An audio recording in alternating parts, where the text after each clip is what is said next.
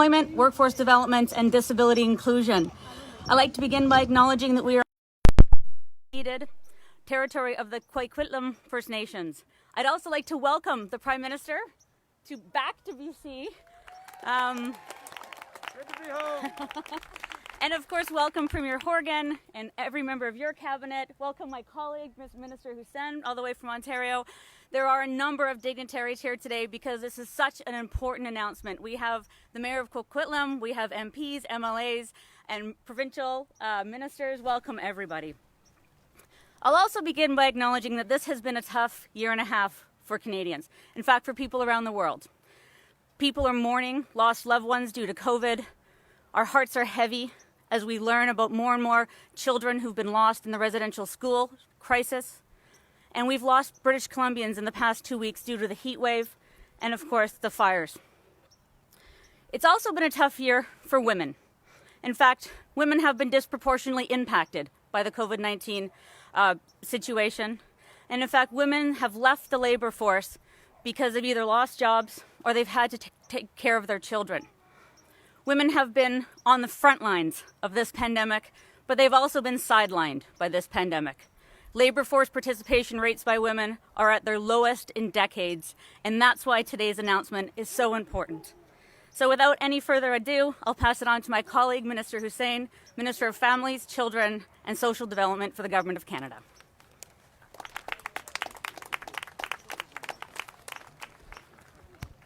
Thank you so much, Carla. Good morning, everyone. Bon matin, le monde, tout le monde. Thank you for the warm welcome. Merci de vous joindre à nous pour cette annonce historique. Thank you all for being here for today's historic announcement and an occasion to remember. I have to say today really comes full circle for me. I remember, Prime Minister, when we had a conversation about your vision for early learning and childcare. And at the time it was simply an idea. And today we have reached a point where we can make this idea a reality. Thank you. And we said then in our conversation that if we are able to make this idea a reality, that this would be, for me, the most single important thing and contribution that I would ever make and that we would both make to Canadians. Being able to stand here today alongside you and Premier Horgan and my provincial and federal counterparts and friends has made me think about that first day when we had that conversation. Et la raison pour cela est claire.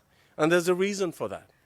L'apprentissage et les services de garde de jeunes enfants ne sont pas un luxe, mais une nécessité.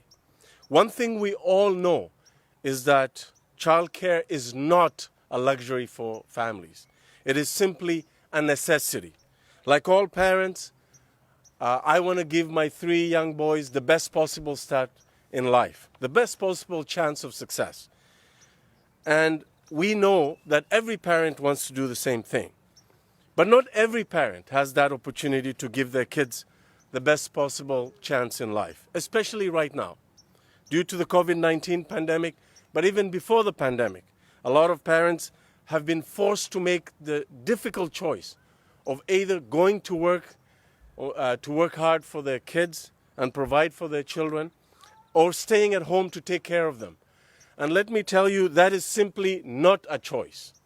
Not to mention that the childcare sector itself was struggling and has been particularly hit hard by the COVID-19 pandemic.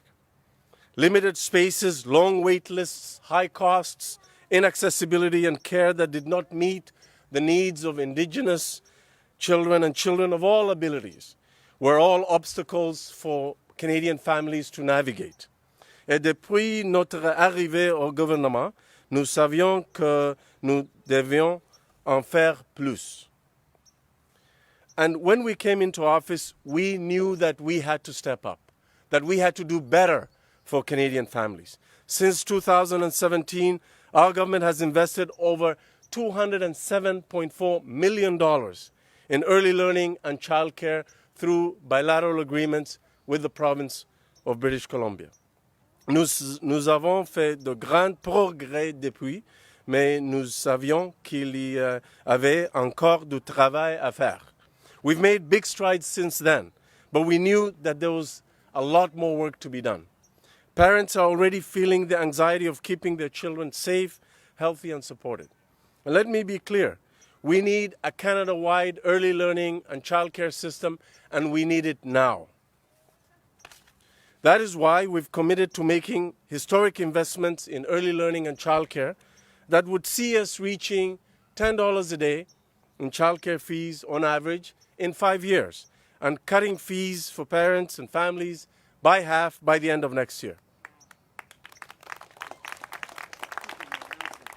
And we came in with 4 goals: saving families thousands of dollars every year, creating more affordable childcare spaces across the country, ensuring that those childcare spaces were delivering high quality early learning and childcare, and that we do so through a well-supported, well-trained, and highly motivated workforce, and providing early learning and childcare opportunities that are inclusive and culturally appropriate and relevant.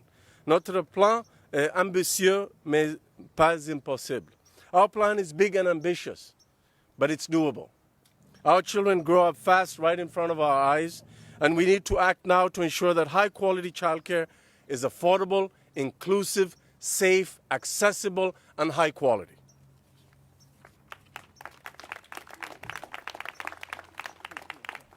Simply put, ladies and gentlemen, our vision for a Canada-wide early learning and childcare system is a reflection of the kind of Canada that we want.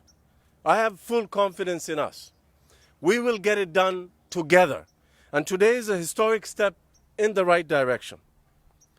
And let me tell you, I'm going to turn it over next to the strongest advocate, visionary, and ally of Canadian parents. Someone who worked tirelessly to make sure that we arrived at this day, and that this day would become a reality.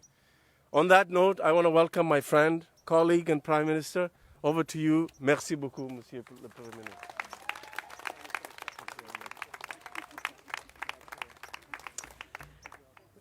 Thank you, Ahmed. Hello, everyone. Bonjour tout le monde. First, I want to acknowledge that we are on the traditional, ancestral, and unceded territory of the Coquitlam First Nation. We thank the Coquitlam who continue to live on these lands and care for them, along with the waters and all that is above and below. I am very happy to be here at Lafarge Lake Park in Coquitlam with Premier Horgan.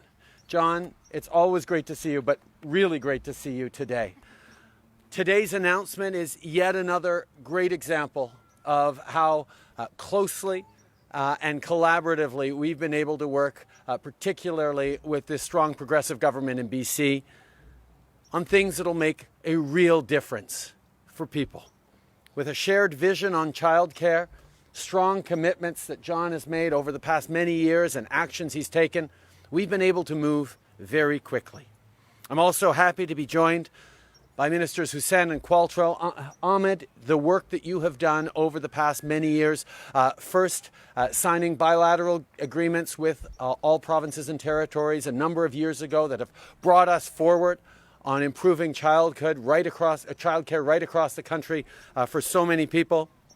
Minister Qualtrough, by members of our outstanding team here in BC, and by the Provincial Minister of State for Childcare, Katrina Chen, who's been an extraordinary ally on this as well.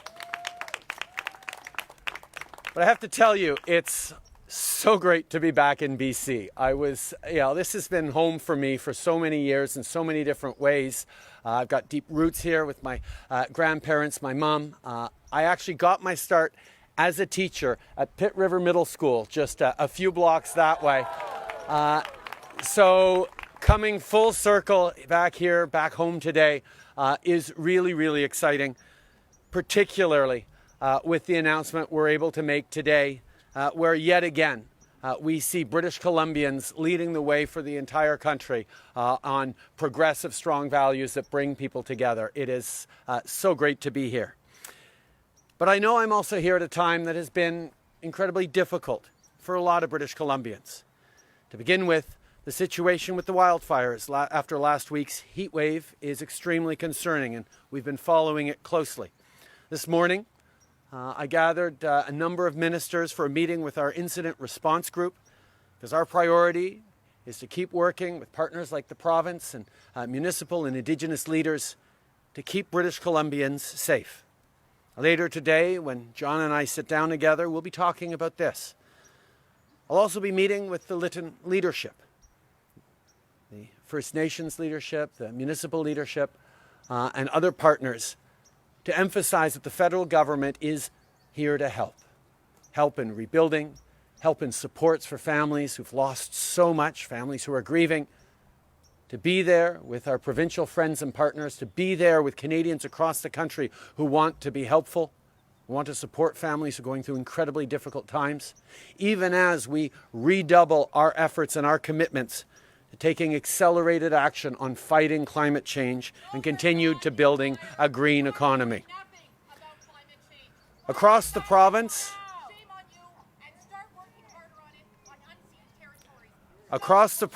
there are also people grieving after the recent discoveries of unmarked graves near former residential schools. To all survivors, families, and Indigenous people, we're here for you. We will continue to work with you on whatever you need to heal. Canada needs to recognize that the shame of our past is echoed today in continuing injustices, intolerance, and unfairness towards Indigenous peoples. And that reconciliation is not just about Indigenous peoples and governments, although that's an important part of it that we are all working hard on. It is also something that involves every single Canadian. Every single one of us must be on this path towards reconciliation, towards a better country in partnership with Indigenous peoples. Ces découvertes nous rappellent à quel point il est important de continuer à bâtir un meilleur avenir pour tout le monde. Et c'est pour ça qu'on est ici, pour annoncer des vraies mesures progressistes qui vont avoir un impact réel dans la vie des gens de Colombie-Britannique. The pandemic has laid bare what women and feminists have long known, that without good childcare, it's practically impossible for parents, especially mothers, to build a career. For middle-class families, quality childcare can be incredibly expensive, and that's if parents are able to find childcare spaces at all. Just take here in the Lower Mainland, where childcare can cost up to $60 a day. That's $300 a week for one child. And what if you have 2 or 3 children? Hardworking families deserve better, but our economy deserves better as well. Rebâtir en mieux, c'est de s'assurer que les mères et les familles puissent avoir accès à un service de garde de qualité et abordable. C'est important pour nos enfants et c'est important pour notre économie de permettre à plus de femmes d'être sur le marché du travail. Quand on parle d'une relance féministe après cette pandémie, c'est de ça dont il est question. Des actions concrètes qui vont donner une chance à tout le monde de réussir. So yes, this is exactly what a feminist recovery looks like. In April, we announced our plan to build the first ever Canada-wide early learning and childcare system. And today I can share that we've reached an agreement with the strong, progressive allies in the government of BC to make childcare more affordable for families in this province. For people with young kids, this is huge. As part of the agreement, in the next 5 years, we'll work with the provincial government to achieve an average of $10 a day childcare for all regulated spaces for kids under 6. Also, in the next 5 years, 30,000 new high-quality spaces will be created in British Columbia. This is real change you can count on. By the end of next year, the average childcare fees for BC parents will be cut in half, and there will be more than 12,000 $10 a day spaces available. To make all of this happen, we've worked incredibly hard with leaders within the government of British Columbia, which will fund critical services, grow a strong and skilled workforce of early childhood educators, and expand not-for-profit and public delivery of early learning and childcare. So if you're a parent, this landmark agreement led by the government of British Columbia and the federal government means that help is on the way. We're making your life easier and more affordable, and we're making sure kids get the best possible start in life. And I want to add to all of those parents and families watching us across the country right now, wondering when they're going to have the opportunities that the work that British Columbia and the federal government have done together is going to deliver for families in BC. We're working on it. We are right now excitedly working very closely with a number of jurisdictions across this country to follow BC's tremendous progressive lead on delivering real support for families and real support for our communities as we build back better from this pandemic. Bien sûr, un bon système de garde des jeunes enfants est un système qui est inclusif. Dans le cadre de cette entente avec le gouvernement de la Colombie-Britannique, nos deux gouvernements s'engagent à offrir plus de soutien pour les enfants avec des besoins particuliers. On va aussi faire en sorte que les membres de différentes communautés vulnérables aient un accès équitable à des places en service de garde. Et on va travailler avec nos partenaires autochtones pour s'assurer que les enfants puissent avoir des places avec des programmes qui tiennent compte de leur culture. This is a permanent partnership with minimum ongoing annual funding of $9.2 billion right across the country. That's how you create a system, by working hand in hand with willing partners like the government of BC to fund the services families depend on. We're building a better future for families, and as we do, we're building a better economy too. Our Canada-wide childcare plan will help thousands of people, including women, be able to choose to build both a family and a career. This is real, tangible progress. This is what it means to be a feminist government. Our early learning and childcare plan builds on investments we've already made in a more progressive parental leave system. Our plan also builds on the success of the Canada Child Benefit, which is increasing again this year and has already lifted hundreds of thousands of children right across the country out of poverty. But before I end today, I want to once again thank my friend, Premier Horgan, for his leadership and vision on this file. John, as you well know, this is a game-changing policy for families. BC has made unbelievably important progress on childcare since launching your own plan 3 years ago, and this foundation will allow us to move together quickly and boldly in the coming months and years. And of course, all of this work wouldn't be possible without the advocacy of the childcare sector. And that's why it's so important that you continue to have a seat at the table. So to all the experts, advocates, educators, and providers who were so integral in encouraging not just governments, but Canadians in continuing to demand better childcare opportunities for families, for communities, and for our future, thank you. We are here to support your valuable work, and together we will all continue building a future where everyone has a real and fair chance at success. Merci beaucoup, mes chers amis.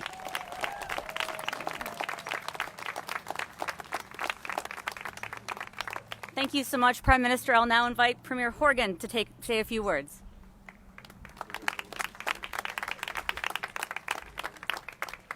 Thank you, Minister Qualtrough, Minister Hassan, Prime Minister, welcome home.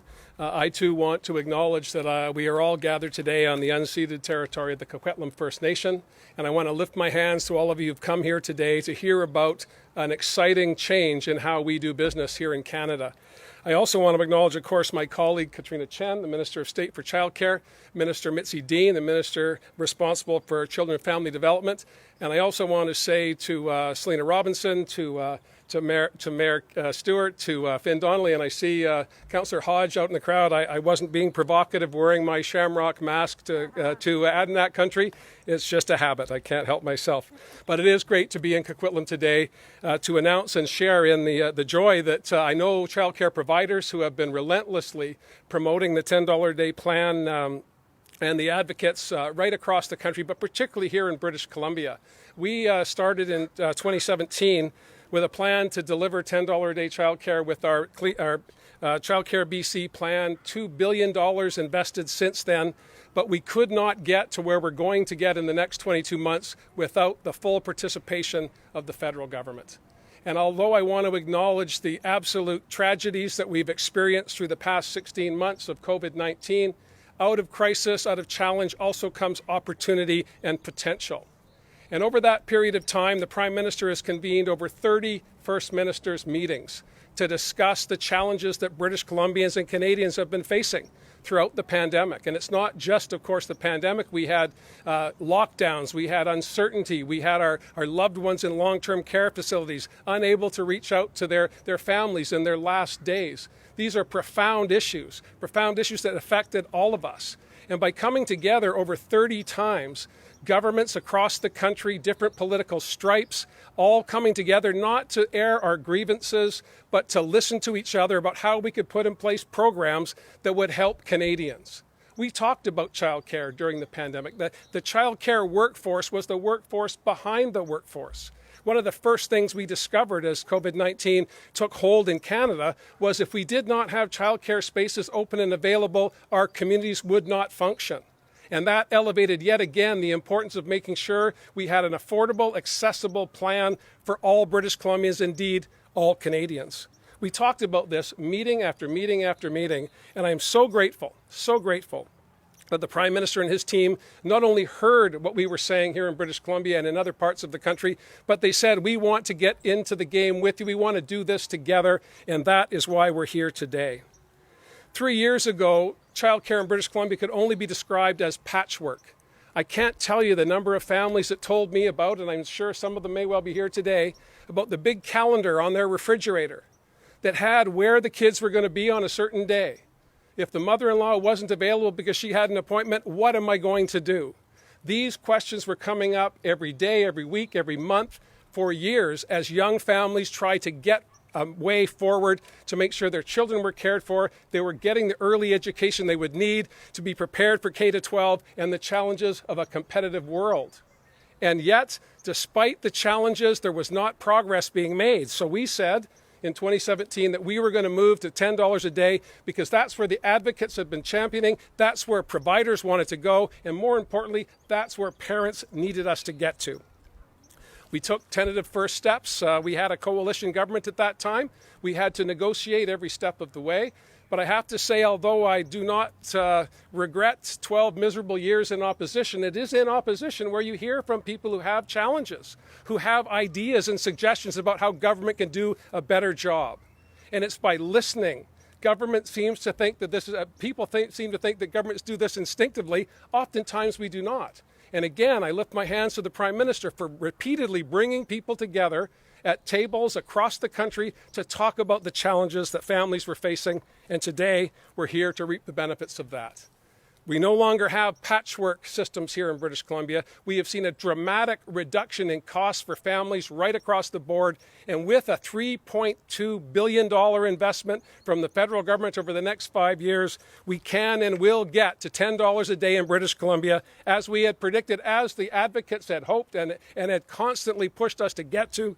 Now we can achieve that. I think most Canadians expect and of course demand that governments work together, municipal, federal, provincial. But oftentimes it doesn't work that way. We have competing interests, and a country as diverse and vast as Canada, different issues emerge on different days that take the attention of elected representatives. But in this instance, with Katrina Chen's leadership on my team and with Selina now, the Minister of Finance, Carol James before that, I don't think it's lost on anyone that the federal finance minister today is also a woman. And when women get together, things get done. And that's why we're going to have $10 a day.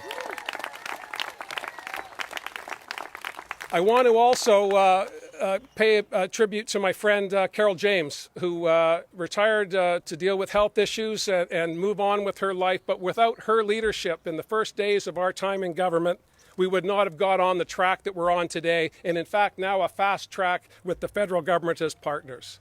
And I can't tell you how important it is. In this instance, my government now has 29 women and 28 men. Again, not lost on me about how you get a feminist recovery when feminists are driving the government. I want to thank everyone who's involved today, all of the elected representatives, the staff, the relentless work that's been going on under the cloud of COVID-19, and now as we go into what will be perhaps another horrific fire season, will be the third in 5 years in my time, the worst in 2017 until 2018 became worse still. We're crossing our fingers and praying to whoever we pray to that 2021 starts to improve as the summer goes on. But it's through challenges and adversity that good things happen. Canadians are renowned around the world for acknowledging our failings, as we have with respect to residential schools, as we did with the internment of Japanese, as we did with turning away Jewish refugees in the Second World War, the Komagata Maru in the harbor in Vancouver. These are stains on our history, but if we learn from those and recognize that the diversity of this great country represented here today will drive us forward, when we acknowledge the past and we focus on a better future, that's what Canadians expect from us. That's what British Columbians certainly deserve. I want to thank you for coming today, and I cannot wait to cash the check, Prime Minister. Hi, Scott.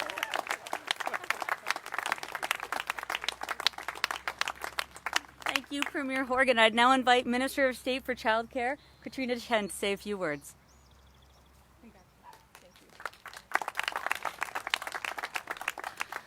Good morning, everyone. Thank you all so much for being here today. Thank you, ministers, Prime Minister, Premier, and all of our provincial and federal colleagues for gathering here today. And I also want to really give a big shout out to childcare advocates, early childhood educators who've worked so hard, along with families, to bring us to this agreement here today.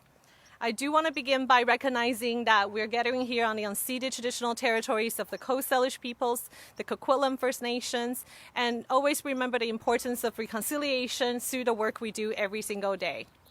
And I also want to begin by saying that I'm not just here as the Minister of State who has been so honored and thankful to do this work since 2017 to pull together a new social program for BC families, but I'm also a mother, a working parent, an immigrant without any family here in Canada who constantly and always struggled with childcare.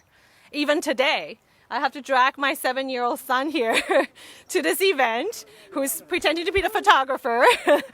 And he is so excited to be here today because he was telling me, Mommy, all the important people from TV are going to be in person today. But the struggles of parents, I know I'm not alone in this struggle. Families across BC have been struggling to find affordable quality early learning and care services for years and years. And when I became the minister responsible for this program, I always remember thinking about how come the government have not come together, working together with communities to bring a new program and services that family desperately count on. So today is a really exciting and really historical moment to see your federal government, your provincial government, your representatives, and along with parents and families and advocates and early childhood educators working together. The federal investment is so critical. The significant investment will help us in BC to build on the foundation that we have already been building on since 2017 to bring inclusive, quality, affordable early learning care system for all BC families, to bring down the cost of childcare, to accelerate the creation of spaces, and also to support the workforce at the same time. This is a historical moment for us to come together and think about how we can work together to create an equitable, inclusive community for all. And this is not just a social program. This is a social program that will bring us gender equity to support women historically who have been bearing the brunt and responsibilities of childcare, to be able to lift them up as we go through this economic recovery. And BC has already done a lot through the past few years. In short 3.5 years, we've been accelerating the creation of spaces, working with municipalities, including Coquitlam, to look at how can we work together with school district, Indigenous communities, local providers, even small family providers, to find the best way to create spaces. We have been bringing down the cost of childcare. Tens and thousands of families are already paying $10 a day for childcare, are already seeing a fee reduction in their childcare fees. And we have to continue to do more. And this federal investment will help us to get there, to make sure all families have affordable childcare. And we cannot build a new social program, a new system without early childhood educators who are the workforce behind the workforce, as the Premier has said. That we need to make sure we support the work they do through wage enhancement, through bursary programs, through ongoing workforce support. And we have already rolled out over a dozen strategies to ensure that they get the support they deserve, including, thanks to the Finance Minister, doubling the wage enhancement starting in September this year. In 2 months, they will be getting $4 an hour wage enhancements through our provincial funding and along with the hard work of Minister Ding here.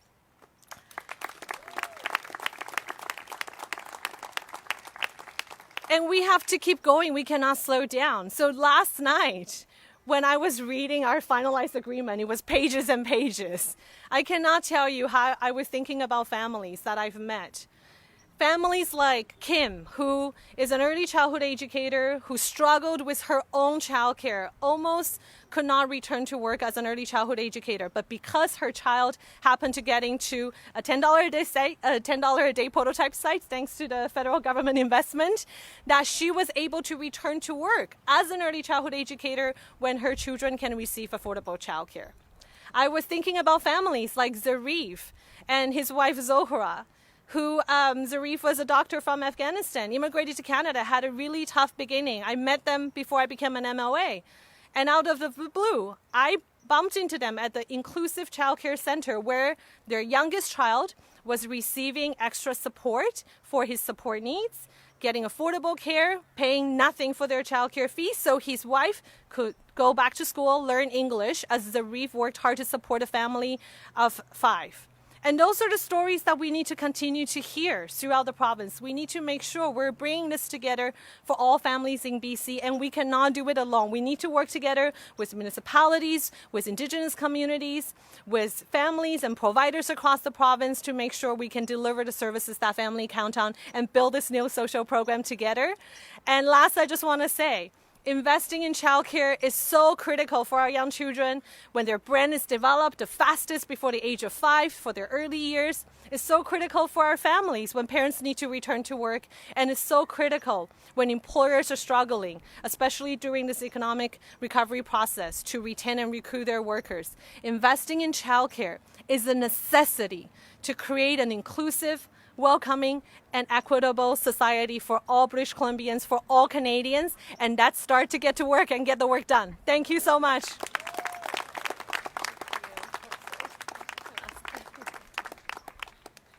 Well, thank you very much, everybody, for coming today. You can definitely see that this announcement today is rooted in a shared understanding that childcare is an economic, a social, and an equity issue, and a shared belief that every single child in this country has a right to the best possible start in life. And it's because of the leadership within my own province of BC that we get to be the first one in the country to benefit from this collective and shared view of childcare. So thank you very much, Premier Horgan. Welcome again, Prime Minister, and I will hand it over for questions.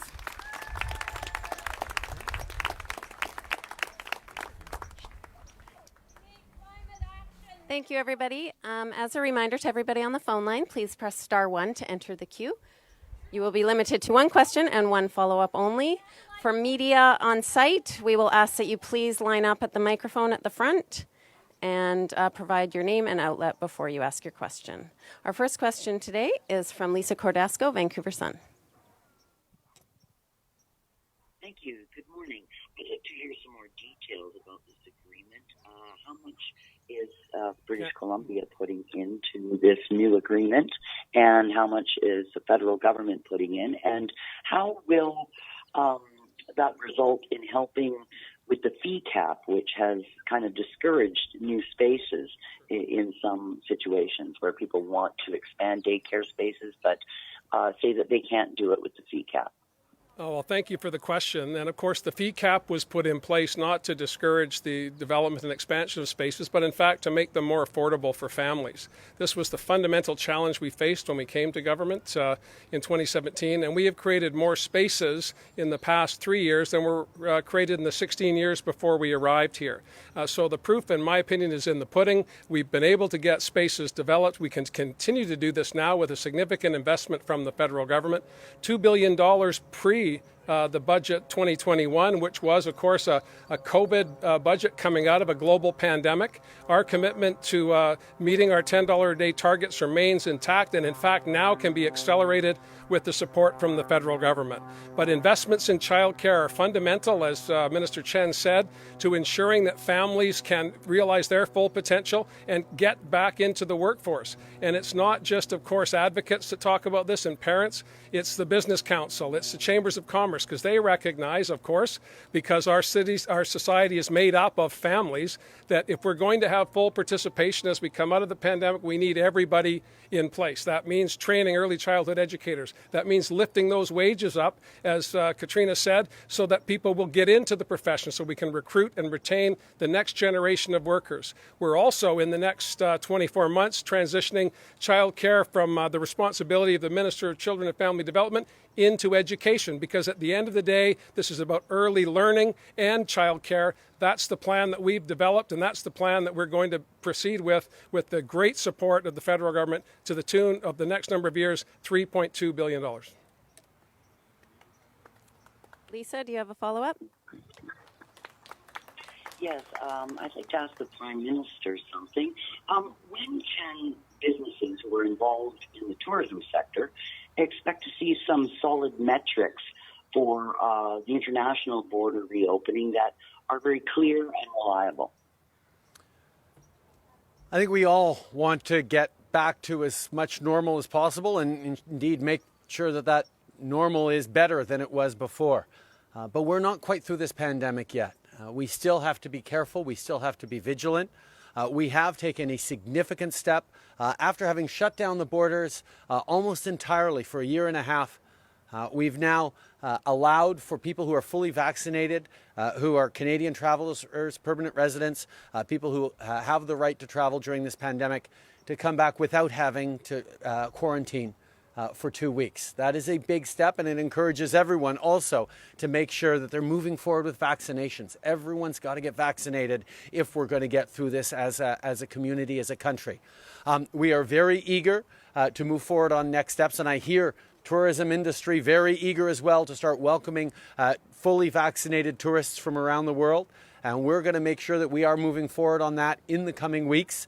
We have to make sure, however, every step of the way, that we are not sliding back, not having to reclose, not having to go yo-yoing again in our openings and closings. That's what we all want to avoid. So taking it methodically and responsibly is the way we're going to first and foremost continue to keep Canadians safe and ensure that our recovery happens as smoothly and as quickly as it possibly can, safely. Next question is from Greg Rasmussen, CBC. Prime Minister, this question is for you. Welcome to BC. You mentioned the $9.2 billion annual cost of this program. And of course, for the foreseeable future, that will be borrowed money on top of the record deficits we've seen over the last year and a half. How concerned are you about the overall growing pile of debt and the burden that will place on future generations? That's a great question. It's an important one, and one that I've heard from many, many people. I think the first reflection we all have to have is, what would have happened if the federal government hadn't been there with 8 out of every $10 in COVID supports over the past year and a half? Families without CERB, businesses without the wage subsidy, without the small business loan program, without the rent supports, the significant supports that provinces like BC put forward to support people. This pandemic was a massive hit to our economy, to our communities, to our workers, to our families. But because of the choice we made as a federal government, it wasn't nearly as big as a hit as it would have been to so many people had we not stepped up. And at a time where families are borrowing at about 19% on their credit cards, the federal government can borrow at next to zero interest rates. And that means we went into debt, yes, so that families wouldn't have to nearly as much, so small businesses wouldn't have to. And that wasn't done just in a defensive way. It was also done because we understood that the best way to make sure that our young people have the best possible jobs in the coming years, that our economy bounces back quicker and greener than ever before, is to make sure that the recovery happens really quickly. And that happens when you give people support so they can continue to pay their rent, so they don't lose their homes. So businesses don't have to completely shut down, but can basically power through and reopen as quickly as possible. Growth in our economy and the long-term benefits will come from the fact that we were able to support and invest in families. And if we hadn't, the recovery would have been slower and there would have been even more of a debt burden on families. And don't just take my word for it. The IMF, international financial institutions, the OECD, all of them not only said you need to support people if you're going to get through it, but they actually point out that Canada was one of the best countries in terms of that and is one of the best countries positioned for a strong recovery because of it. So I will let Conservative politicians continue to say we spent too much on getting Canadians through this. I know that investing in Canadians and having confidence in Canadians' ability to rebuild this economy even better before is the right path, was the only path for us to take. Greg, do you have a follow-up? I do have a follow-up, Prime Minister. I'm going to shift gears a bit. It's an international question. It's about the situation in Haiti. Lots of concern there, obviously, and questions about the legitimacy of the interim government. How much confidence do you have? How much legitimacy is there in the Claude Joseph government? Well, let us remember that Haiti has been facing political difficulty and duress over the past many years. And there were questions about the legitimacy of the past government, and we obviously deeply regret and condemn the cowardly assassination of President Moïse. But Haiti has been a country long facing real challenges for which Canada has continued to be a friend, a partner, a humanitarian and development investor, and we will continue to be there for the Haitian people as we get through this time of instability as carefully and as solidly as possible. We will continue to be friends of the Haitian people. Okay.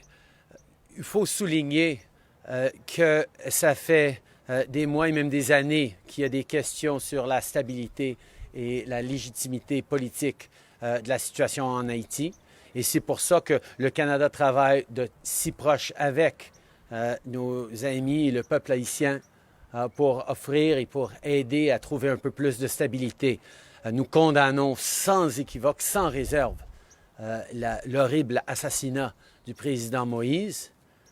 Mais nous allons continuer d'être là pour appuyer le peuple haïtien dans ces moments difficiles. Nous allons être là pour aider la perle des Antilles à continuer à retrouver son lustre. Okay. We're gonna go back to the phone lines. Next question is from Glenn McGregor, CTV Ottawa. Oh, this one's for me. Thank you. Prime Minister, just to follow on the question about the border, we are now well into the summer tourism season, and yet the industry has no guidance on when they can start accepting visitors, vaccinated and unvaccinated, from other countries. And they are concerned that you were going to call an election before any kind of yardstick timeline is put in place. Will you commit to putting in a plan for full border reopening before you visit the Governor General to dissolve Parliament?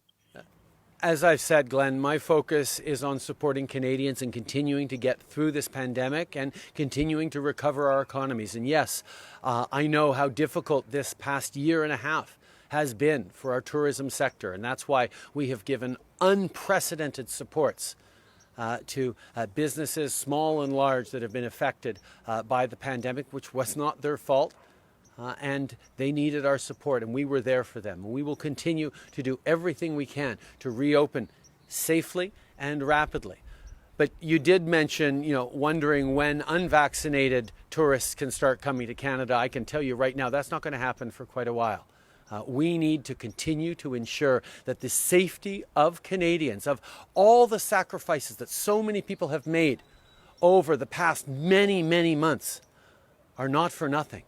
That we recognize the work that has been done by extraordinary partnerships across orders of government, by community organizations and leaders, and by ordinary Canadians being there for each other, there for your neighbors, there for the elderly, there for your young people. These are the things that got us through this pandemic, and we are not going to jeopardize that by moving too quickly. We will move responsibly forward. We will continue the reopening of our borders, but we will do it in a way that ensures the ongoing safety of all Canadians. Glenn, do you have a follow-up? I do. On a different topic, Prime Minister, you know the Trans Mountain Pipeline is still a very active issue in British Columbia, as you heard a few moments ago from some of the people who were there. When your government bought the pipeline 3 years ago, your finance minister at the time said that it would be divested, it would be sold off within a matter of months or within a short period of time. That still hasn't happened. Are you still pursuing that plan, or is the Canadian people going to continue to own this pipeline indefinitely? I think we need to understand how important it is that we move forward in fighting climate change and in transforming our economies in positive ways. And while we are transforming those economies, we continue to drive gas-powered cars. We continue to need oil and gas all around the world. But we need to move forward through and beyond it. We need to reduce our carbon emissions. And part of making sure that we have access to markets other than the United States for our oil and gas resources is about getting the best returns for our natural resources so we can invest them in the transition, in the transformation of our economy. That is, quite frankly, why all the profits from the Trans Mountain Pipeline expansion will be put into the green economy. That's also why we're moving forward on announcing, as we did just last week, that all new cars and trucks, light trucks, bought and sold in Canada in the coming year, in 2035, will be zero-emission vehicles. These are things that we know we need to do, but we are in a time of transition and we need to get there responsibly and properly. We are not in the long-term business of operating pipelines as the Government of Canada. We will be moving forward with divestment, but we will do it in a responsible way as the project becomes de-risked. Next question is from Mandy Wen, Fairchild. Hi, Prime Minister.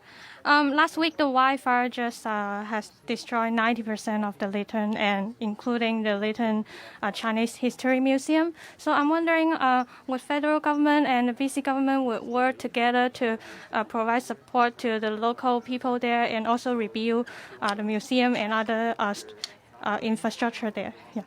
I've had many conversations already with Premier Horgan about our partnership and our work together on rebuilding, on first dealing with supporting those families, that community that has been so devastated by the wildfire, and unfortunately very aware that this is going to be a difficult summer for many communities across the country with the forecasts involved. I will be sitting down a little later with the mayor of Lytton alongside a number of First Nations leaders to talk about how we can work together on keeping people safe right now, but also rebuilding the town in the coming months, and we will all be part of it. John, I know you want to say a few words on this.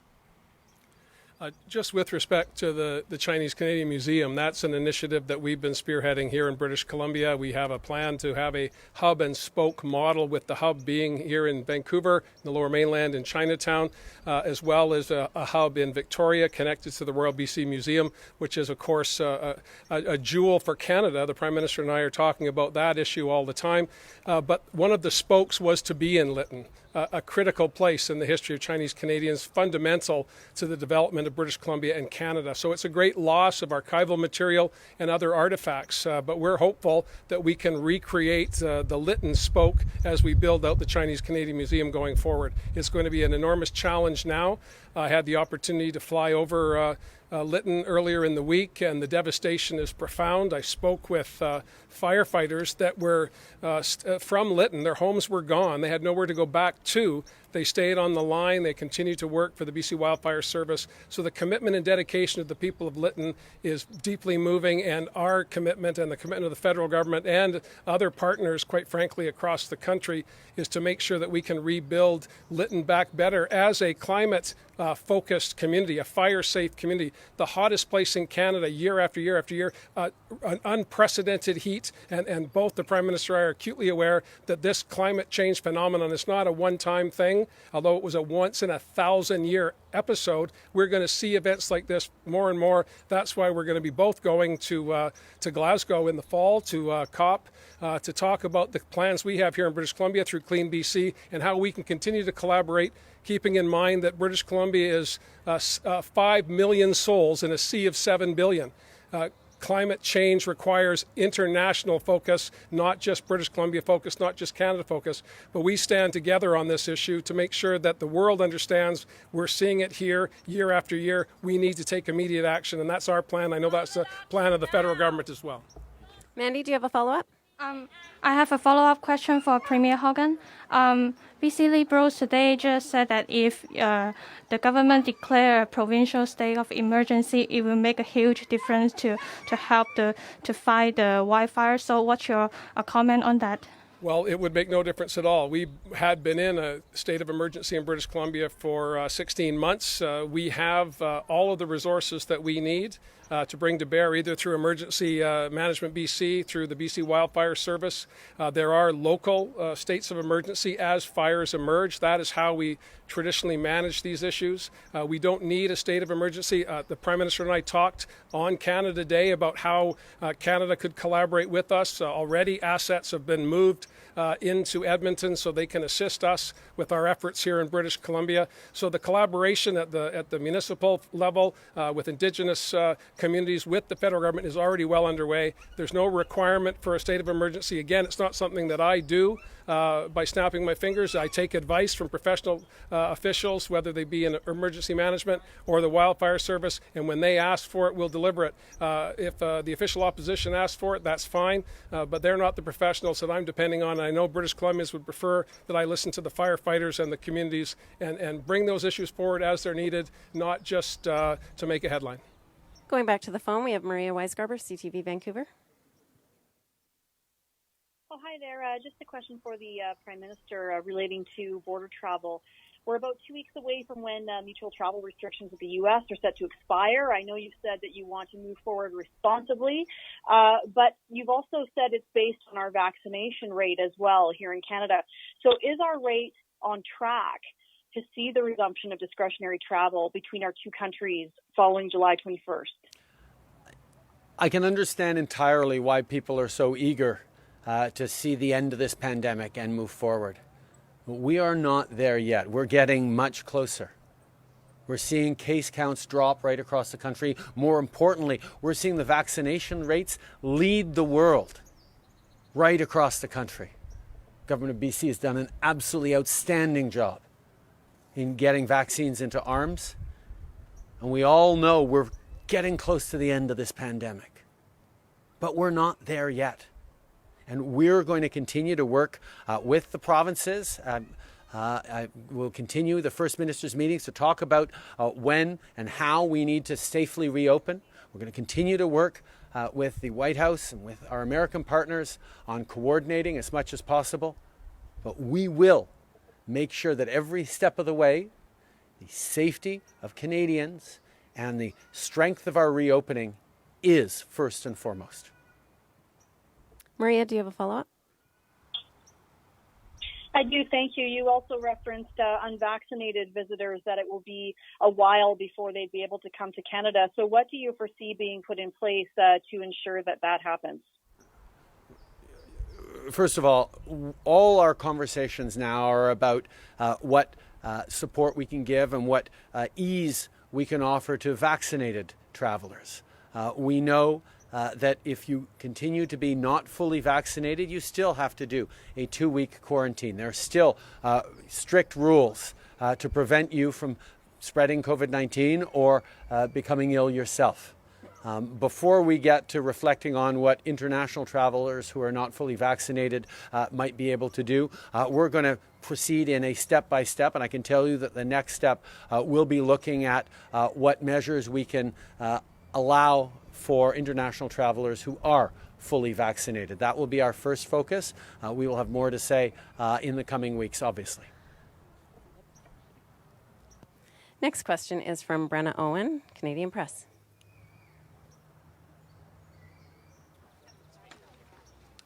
Hi, thank you. This question is coming from my colleagues in Ottawa, actually. The Taliban is now controlling parts of Kandahar where Canadian soldiers fought and died. Given the years Canada spent in the country, the lives lost, and the money spent, what obligation does Canada have to Afghans and the Canadians who served in Afghanistan, and what would you say to those who feel it was a waste or we could have done more? There are thousands of girls who are going to school and who went to school over the past years in Afghanistan because Canadians stepped up. Because we knew that we could and must make a difference in a very, very challenging part of the world. We achieved much in terms of establishing a path to peace and the ongoing work we need to continue to do as a world in Afghanistan is to support the proper path forward, to support democratic processes, to support women and girls' education. When I was at the NATO meeting a few weeks ago in Brussels, this was a significant topic of conversation, how the world was going to continue to support the pathway towards a better future in Afghanistan, to continue to build on the sacrifices and the investments we've made over the past decades in a way that didn't involve the strong military presence that we've had. It is something we continue to be committed to. Do you have a follow-up, Brenna? I do, yes. So I believe that you met with the wildfire incident response group this morning. I know more meetings are planned for today, but I wonder what you can tell us about the immediate plan to prevent what happened in Lytton from happening elsewhere in Canada in years to come this summer. And does Canada need a better national wildfire strategy? These are all questions that we are dealing with, of course, things that we've been talking about over the past years, since the very difficult years that we faced a few years ago. And because the fact of extreme weather events being more common because of climate change, we need to be thinking about stronger processes to put in place and better things to respond to. But right now, we're still very much in the support for grieving families, for people who've lost so much. That's what our engagement is, even as we look to put in place measures that are going to minimize and reduce the risks of future wildfires having the same devastating impact that this one did. John, I know you want to weigh in on this. Yeah, thanks, Prime Minister. Obviously, fighting wildfires in British Columbia is something we've been doing for a long, long time. We're good at it, but the intensity and the frequency of fires has been unprecedented in the past 5 years. This speaks to me and to the government of British Columbia as a critical time to pivot, to find new and innovative ways to do the work that we do. There is a command center in Winnipeg that services the whole country when we move and redeploy resources. We have currently in British Columbia firefighters from Quebec, firefighters from New Brunswick, but that's because the fire seasons have not yet started in those communities. We have north-south relationships with California, Washington, Oregon, and developing relationships, of course, with Yukon and with Alaska. But as a West Coast, where we have seen in California just horrific seasons year after year after year, we need to find better ways to prepare. That means taking fuel out of the forest. That means not just deploying our resources when the fires start, but when the fires stop, deploying more resources to make sure we're removing fuel. And that's where the Prime Minister and I are going to be talking about how can we use the Canadian military with all of the great work they do internationally and here at home. How can we start to train? And the Defence Minister Sajjan of British Columbia understands full well these challenges, and we're hopeful that we can find new ways to redeploy military resources, the Armed Forces of Canada, to help with fuel management, because if there's no fuel, it's easier to manage the fires. And again, of course, we have to build differently. The building codes have to change. These are national and provincial challenges. But I've discovered over the past 4 years that I've had the privilege of being Premier of British Columbia, that we can get a whole lot done when we work together. Let's put the grievances to one side and find those things that bring us together, like childcare, like climate action, like making sure that we're protecting our coast, something that I'm passionate about, and I know the Prime Minister. Salmon, again, a federal jurisdiction, but don't tell the salmon that. All they know is they leave the river and then they come back. And we need to make sure that we're working together over these administrative lines that have been developing since 1867. Thank goodness they did. But now in 2021, we need to find ways to bring to bear resources where we need them, when we need them. And we've been able to do that through the pandemic. I'm hopeful we can continue doing that into the future. We have time for one more question today, and that comes from Nantu Sumarhu, CBC Radio-Canada. Oui, bonjour Monsieur Trudeau.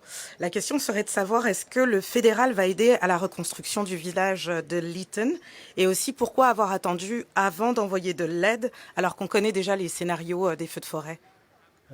Nous sommes là pour aider ces familles, cette communauté qui a été dévastée par les feux à Lytton. J'ai eu une rencontre cet après-midi avec des leaders communautaires et de Premières Nations pour pouvoir parler de plus ce qu'on peut faire, mais ça se fait ensemble, ça se fait avec la province, ça se fait en partenariat. On est là pour aider, mais je peux souligner que la province de la Colombie-Britannique a énormément d'expertise dans la lutte contre les feux de forêt et le gouvernement fédéral est là pour ajouter des effectifs s'il y en a de besoin, quand il y en a de besoin. Mais je peux vous assurer que la province est en train de gérer ça sans avoir besoin de plus de notre aide pour l'instant, mais on est là si jamais il y en a de besoin de plus. That's all the time we have.